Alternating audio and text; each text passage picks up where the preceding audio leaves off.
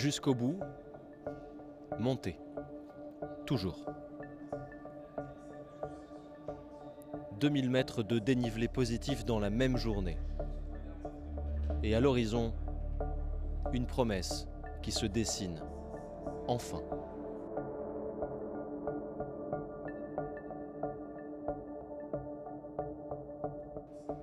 Mais pour atteindre le pied du sommet, il faut affronter des conditions dantesques.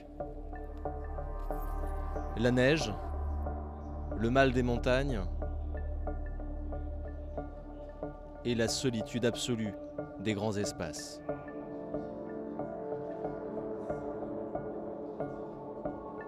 Impossible de pédaler dans ces paysages.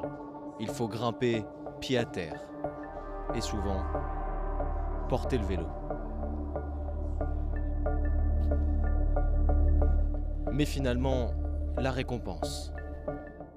Ça c'est Kanchenjunga, plus de 8500 mètres, c'est le 3e sommet du monde. On a eu beaucoup de difficultés pour arriver ici. On a fait une première tentative hier, infructueuse, puisqu'on a dû faire demi-tour. Il y a eu une tempête de neige, comme vous le voyez, c'est enneigé, alors qu'il y a 3 jours il n'y avait pas du tout de neige, tout était sec pratiquement. Donc on a dormi à une quinzaine de kilomètres d'ici. Et on est reparti. On est reparti ce matin, 4 h du matin, motivé. C'était dur le réveil parce qu'on est arrivé fatigué hier soir, on a fait plus de 30 km. 30 km dans la rocaille, le froid pour ce trio déterminé.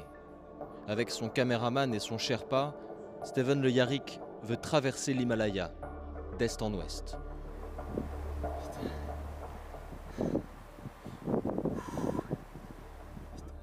Et on a passé 7 heures à porter le vélo sur des pentes très compliquées, même des dévers très glissants, avec pas mal de cailloux, avec 200 mètres de vide en dessous. Et ouais, faut commencer à être attentif, et là je commence à avoir un tout petit peu mal à la tête, un peu voir flou et tout, donc là on va s'arrêter boire, manger, et puis voilà, c'est ça l'altitude, faut gérer tout le temps son effort. Car des efforts il va en falloir encore. En tout, l'expédition devra franchir 20 cols à plus de 5000 mètres d'altitude. Mais en atteignant hier le pied du Kanchenjunga, Steven Le Yarrick s'est rapproché un peu plus de son rêve d'Himalaya.